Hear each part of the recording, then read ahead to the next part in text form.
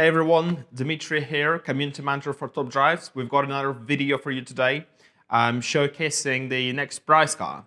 This time, however, it's not a Tri-Series prize car. Instead, it's a GT Series prize car. And for those of you who don't know, GT Series is a sort of a combination between multiplayer events where you can earn tokens and challenges that you can access using those tokens. And as you complete the challenges, you can claim some great rewards along the way, but also for completing the main challenge, you can claim the ultimate prize car. And the prize car in question is the exciting Peugeot 905B, which is a sort of a 90s legend. And according to its stats, it's obviously one of the strongest cars in the game. And I've invited Will to talk about the car's history and performance. He will show you some footage racing against its rivals in the game, and ultimately this will give you a sort of introduction to car that we have in Top Drives. So without any more hesitation, I'm giving word to Will. Will? Cheers, Dimitri. The early 1990s was a time of rapid development in sports car racing. Regulations and restrictions and new categories were tested to try and slow down the 250 mile an hour plus Group C prototypes at the time. Sadly, this trial period didn't really make for the best racing, but it was great for ingenuity and progress. A great example of just how rapid things like aerodynamic development was is in the Peugeot 905. This prototype sports car ran for just 4 years, and there were 3 different versions and evolutions of it.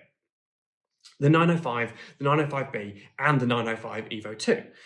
The only visual aspect that these cars shared was the red, black, and yellow and blue stripes of the Peugeot Sport livery. The rest of the looks changed dramatically. See, the early car that ran in 1990 and 1991 looked like the Group C cars of the 80s before it. The only difference was that it had a squished and contorted face of a Peugeot 405 sort of stuck to the front end. That might not sound all that appealing, but trust me, it looks spectacular. The follow-up, the 905B, it gained some curves and it had the comparatively high front arches that we sort of still see on Le Mans cars today. It really went forward in terms of design.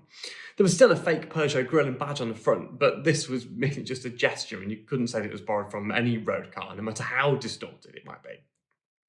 Then, in 1993, came the Evo II. That had a nose that was all sculpted and heavily sculpted with separate chunks of bodywork, holes and vents. It looked like something from 2021. Only the collaborative design team of a wind tunnel and computer could have created it, or at least it seems. That later car actually never raced. The quickly developing race rules meant that Peugeot stuck with the 905B for the 1993 season and their final Le Mans of the 1990s. The team ended on a high, though. The 905B took the top 3 spots at Le Mans in 1993.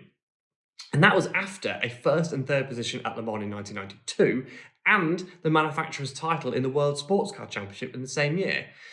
To top it off, the highest 4 positions of the Drivers' Championship in 1992 were taken by Yannick Dalmos, Derek Warwick, Philippe Alliot, and Mauro Baldi, all Peugeot drivers.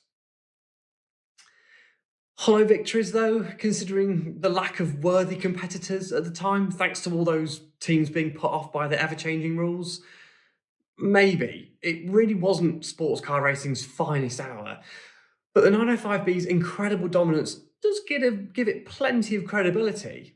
I mean, so does its carbon fibre structure and 3.5 litre naturally aspirated V10 that was then adapted, later to be used in Formula One. It's a proper sorted, sports car. Plus, the 905 still managed to outperform Peugeot's later Le Mans car in the 2000s, the 908 HDI FAP. The 905's 1993 qualifying time at Le Mans was 3 minutes 24.94 seconds. That was almost 2 seconds faster than the 908s from 2007. Yes, the track had changed a little in that time, but there were still 2 chicanes on the Le Mans straight for both of those times. The 908 did go on to set a faster qualifying times in subsequent years, at 3:18 in 2008, for instance. But you would expect there to be a much bigger leap forward in terms of development in those 14 years between the 905 and the 908. So yes, the 905 definitely deserves our respect. In top drives, the hierarchy between the 905 and the 2007 908 plays out like in real life.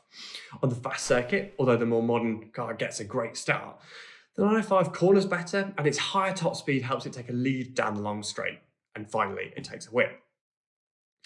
The 905 might have a good top speed, but it's not a car that's been designed for drag races. So against something like the Bugatti Chiron Sport with four-wheel drive and 260-mile-an-hour top speed on a mile-long straight, the Le Mans car, it can't compete.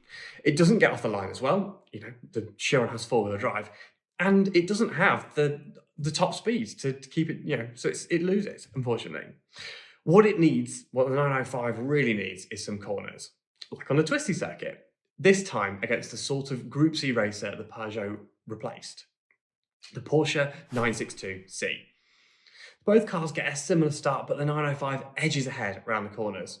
On the straight, the 962 shows its speed and closes the gap slightly, but there just isn't the space to make the impact on the Peugeot's lead, and the Peugeot takes a relatively easy win. So the Peugeot 905B, as good in the game as it is in real life, even against some hot competition this time.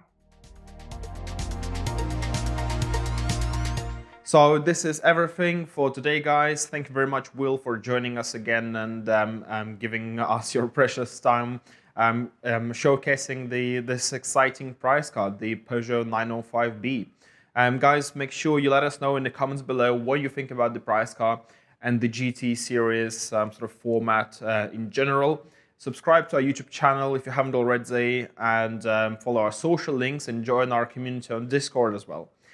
Wishing you good luck in these very, very sort of difficult challenges. And I will see you in the next episode of the Top Drive Show. Bye-bye.